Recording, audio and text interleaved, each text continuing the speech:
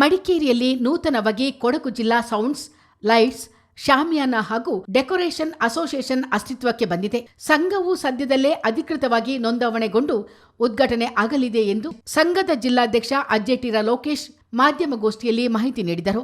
ಜಿಲ್ಲೆಯಲ್ಲಿ ಈಗಾಗಲೇ 150ಕ್ಕೂ ಹೆಚ್ಚು ಡೆಕೋರೇಷನ್ ಸಂಸ್ಥೆಗಳಿವೆ.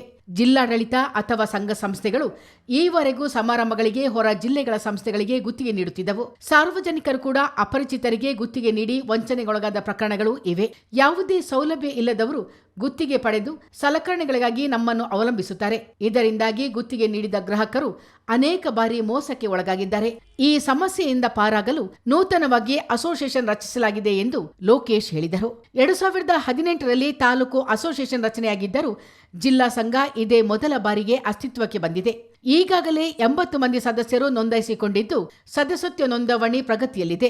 ಎಲ್ಲ ಸದಸ್ಯರಿಗೂ ಅಧಿಕೃತ ಗುರುತಿನ ಚೀಟಿ ನೀಡಲಾಗುವುದು. ಜಿಲ್ಲೆಯ ಗ್ರಾಹಕರು ಅಸೋಸಿಯೇಷನ್ ಸದಸ್ಯರನ್ನುಳಿದು ಹೊರಗಿನವರಿಗೆ ಗುತ್ತಿಗೆ ನೀಡಿ ಮೋಸ ಹೋಗಬಾರದು ಎಂದು ಪ್ರಧಾನ ಕಾರ್ಯದರ್ಶಿ ಅವಿನ್ ಕುಮಾರ್ ಹಾಗೂ ಖಜಾಂಜಿ ಎಚ್ಪಿ ಲೋಕೇಶ್ ಮನವಿ ಮಾಡಿದರು.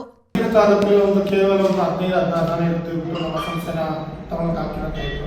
ಅದಕ್ಕೆ ನಮ್ಮ ಜಿಲ್ಲೆಯವರೆಲ್ಲ ನಮಗೆ ಕೈ ಬಿಡೋದು, ಒಟ್ಟಿಗೆ ಸರಿ ಮಾಡುವಂತೇಳಿ ನಾವು ಎಲ್ಲರೂ ಜಿಲ್ಲೆ ಒಂದೇ ಮಾಡ್ತಿದ್ದೀವಿ.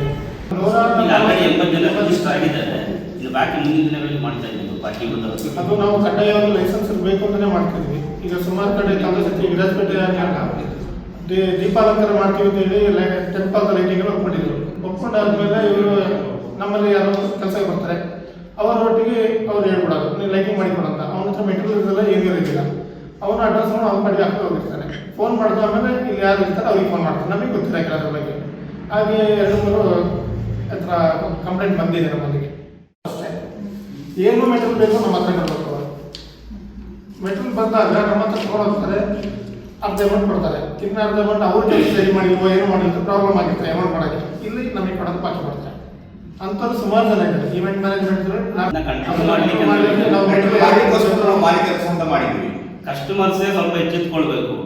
ಕಸ್ಟಮರ್ಸ್ ಕೆಲಸ ಕೊಡುವಾಗ ಅವ್ರು ಯಾರು ಸರ್ ಇಲ್ಲಿ ಲೋಕಲ್ ಅಲ್ಲಿ ಯಾರು ಶಾಪ್ ಇಟ್ಕೊಂಡು ಲೈಸೆನ್ಸ್ ಹೋಲ್ಡರ್ ಯಾರಿದ್ದಾರೆ ಅವ್ರಿಗೆ ಕೊಟ್ಟರೆ ಎಲ್ಲ ಈ ಲೋಕಲ್ ಅವರು ಇದ್ದಾರೆ.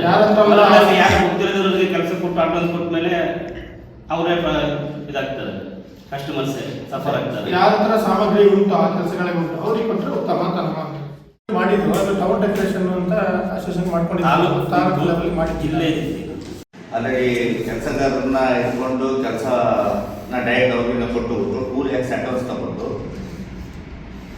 ಶನಿವಾರ ಭಾನುವಾರ ಮೊದಲ ತಗ ಶನಿವಾರ ಬೆಳಿಗ್ಗೆವರೆಗೆ ನೋಡಿದಾಗ ಕಲ್ಯಾಣ ಮಂಟಪದಲ್ಲಿ ಡೆಕೋರೇಷನ್ ಬಂದಿಲ್ಲ. 2 lakhs ಅಡ್ವಾನ್ಸ್ ತಗೊಂಡು ಸ್ವಿಚ್ ಆಫ್ ಮಾಡಿಕೊಂಡು ಎಲ್ಲ ಹೋಗ್ಬಿಟ್ಟು ಓಡೋದು.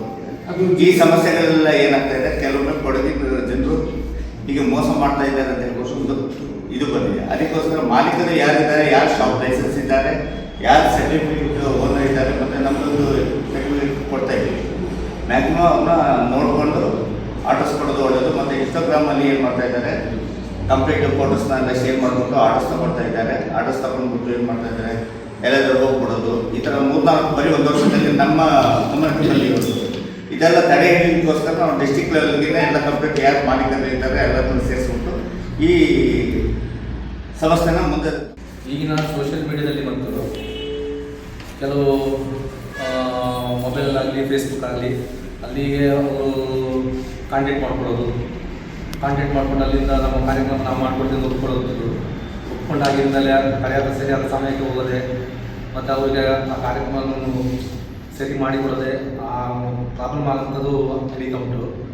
ಅದೆಲ್ಲ ಜನಗಳು ಮತ್ತು ಗ್ರಾಹಕರು ಲೈಸೆನ್ಸ್ ಹೋಲ್ಡರ್ ಯಾರಿದ್ದಾರೆ ಅವರಿಗೇ ಕಡ್ಡಾಯವಾಗಿ ಕೊಡಬೇಕಂತ ಹೇಳ್ಬಿಟ್ಟು ನಮ್ಮ ಅನಿಸಿಕೆ. ಅನಾರೋಗ್ಯ ಮತ್ತಿತರ ಸಮಸ್ಯೆಗಳ ಸಂದರ್ಭ ಸದಸ್ಯರಿಗೆ ನೆರವಾಗಲು ಮತ್ತು ಸಮಸ್ಯೆಗಳ ವಿರುದ್ಧ ಸಂಘಟಿತ ಧ್ವನಿ ಎತ್ತಲು ಅಸೋಸಿಯೇಷನ್ ರಚಿಸಲಾಗಿದೆ. ಮುಂದಿನ ದಿನಗಳಲ್ಲಿ ಎಲ್ಲ ಡೆಕೋರೇಷನ್ ಸಂಸ್ಥೆಗಳನ್ನು ಒಗ್ಗೂಡಿಸಿ ವೃತ್ತಿಗೆ ಸಂಬಂಧಿಸಿದ ಕಾರ್ಯಾಗಾರ ಆಯೋಜಿಸಲಾಗುವುದು ಎಂದು ಸಂಘದ ಪದಾಧಿಕಾರಿಗಳು ತಿಳಿಸಿದ್ದಾರೆ. ಗೋಷ್ಠಿಯಲ್ಲಿ ಸಂಘದ ಕಾರ್ಯದರ್ಶಿ ರವೀಂದ್ರ, ನಿರ್ದೇಶಕರುಗಳಾದ ಬಿದ್ರುಪಣೆ ಉಜ್ವಲ್ ಹಾಗೂ ಯಾಸಿನ್ ಉಪಸ್ಥಿತರಿದ್ದರು. ಚಿತ್ತಾರ ನ್ಯೂಸ್, ಮಡಿಕೇರಿ.